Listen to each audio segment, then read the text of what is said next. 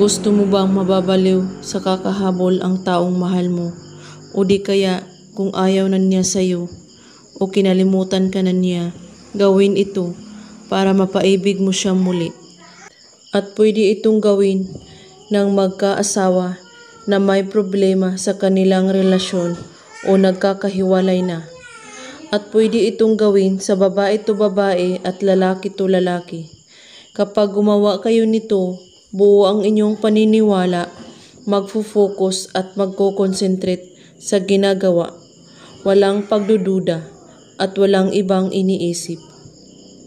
Ang mga kailangan sa ritual na ito: baso, tubig, papel, panulat, asukal at asin. Kunin mo ang baso at lagyan ito ng tubig at isulat mo sa papel ang kanyang buong pangalan at apelyido. At pagkatapos, itupi mo ang papel at ilagay ito sa baso na may tubig. At lagyan ito ng kaunting asukal at asin. At hawakan mo ang baso sa iyong dalawang kamay at pakaisipin mo siyang mabuti at ang kanyang mukha. At sabitin ito ng paulit-ulit.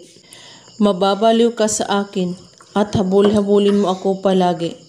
7 beses mo ito ulit-ulitin at pagkatapos itago mo ito sa lugar na walang makakakita nito o makakaalam.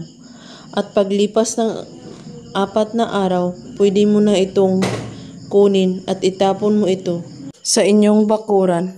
Gawin ito kahit anong oras at araw, basta't buo po ang inyong paniniwala sa paggawa. At kung may katanungan po kayo ay magko-comment lang po sa ibaba. Maraming salamat sa panunood. May God bless us all.